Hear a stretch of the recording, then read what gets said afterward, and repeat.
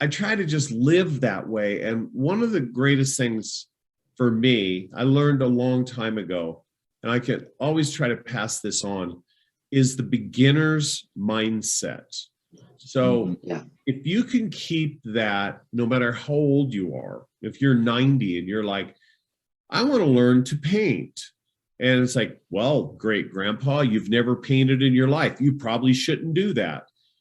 Yeah, because I'm going to suck at it and I'm not going to be good. And then I'm going to get a little better. And then I'm going to get a little better. And that's life, you know, experiencing life, beginner's mindset. I'm always trying to do that. I'm always trying to learn new stuff or have new experiences. And then I spit it out in a book or in a lyric. All right. You know what I mean? I'm not trying to relive my life in every single song at that. Like, I'm not trying to be the guy that wrote Bastard, because I'm not the guy that wrote Bastard. I wrote that song about somebody that ripped us off. I am the guy that if you fuck with me, I will fuck with you back. And that's what that song is about. You take a swipe at my band, I'll take a swipe at your band. You try to hurt my family, which is my band, I will try to hurt you. That's not something to be proud about. but you already always do that, right? Yeah, so it's there. It's always there. That's life. Actually,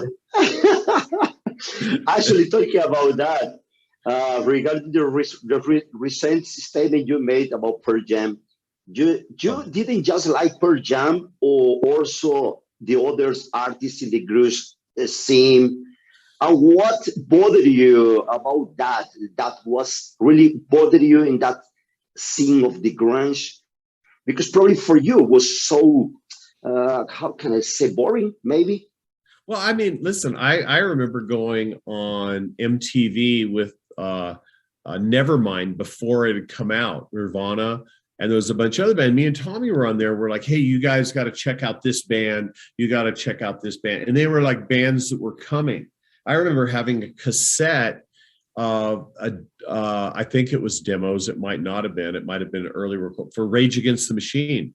And I remember like telling everybody about that. We've never been afraid to embrace music changing, because that's the whole idea behind music. If you listen to Too Fast for Love and then you listen to The Dirt, you're like, well, it's the same band, but it has grown, you know. So we've never had a problem with that. My only thing is, you want to take a crack at my band, you know, I'm probably going to say something back. But what I don't understand is, why is the guy even talking about my band? Like, he's a successful guy. I mean, listen, let's face it. The guy flies around in private jets. He lives in a mansion in a gated community. He sells out stadiums. And then he dresses at the thrift store and tries to pretend he's some guy in the 90s. Don't take a swipe at my band, dude. I mean, I'm at least being honest. All right. Nick, I also follow your other projects in music. I have the Brides of Destruction album, the 6 a.m. albums, and love LA Rat songs. Yeah, that was fun. I've been everywhere. That project with Rob Zombie, John Five, and Tommy Clufetos. But I have the impression that you would be the perfect guy to go into a heavy and aggressive electronic field, closer to ministry than the USB stick DJs like David Guetta and other fake guys. Is there really a connection between you and this kind of sound?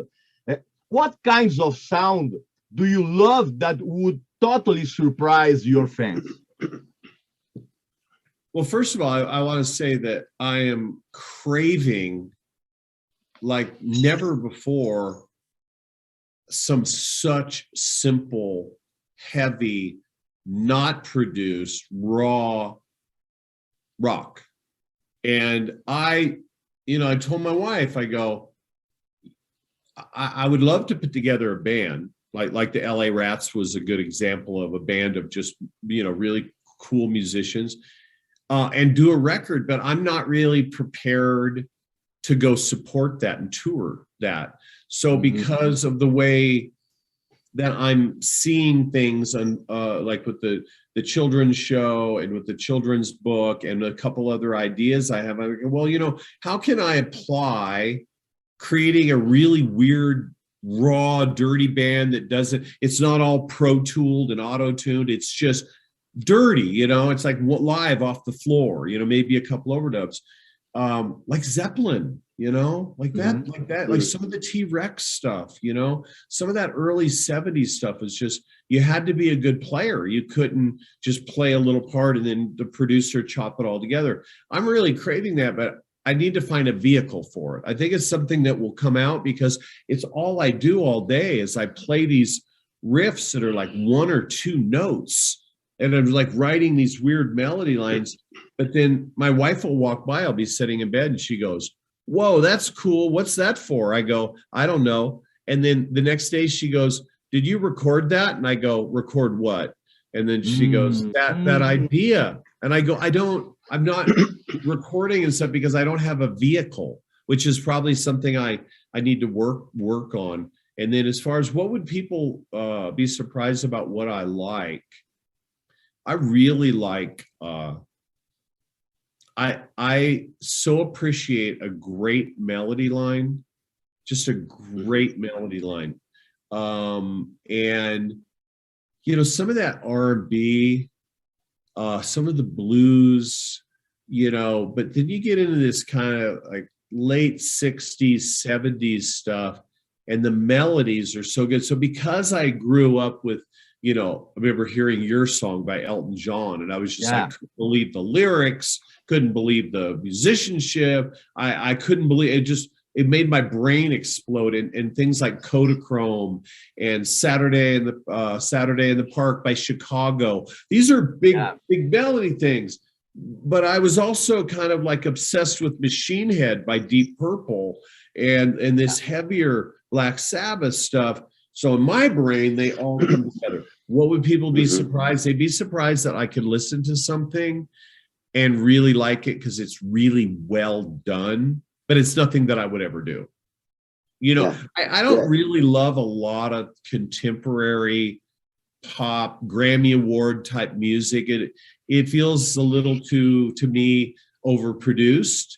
But then you get an artist like Pharrell, and I think he's just unbelievable. The lyrics, you know, the songwriting, obviously, the whole thing, they're so good.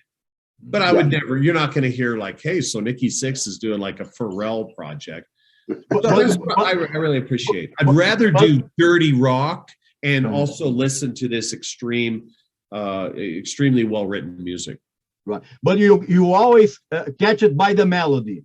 Always. Yeah. It's really, I'm like, how did they think of that? And a lot of stuff that comes out of me, I don't know where it comes from, like on Too Fast for Love, when that riff, da, da, da, da, da, da, da, and Vince does that, oh no. Like, I don't know where it came from, but I'm sure it traces back to a bridge in ELO or something that you would never think. You're like, oh, maybe you got that from the Sex Pistols. No, I probably got it from ABBA. Yeah. Weird, right? Weird, but it's good. Right. If it's good, fuck it, it's good.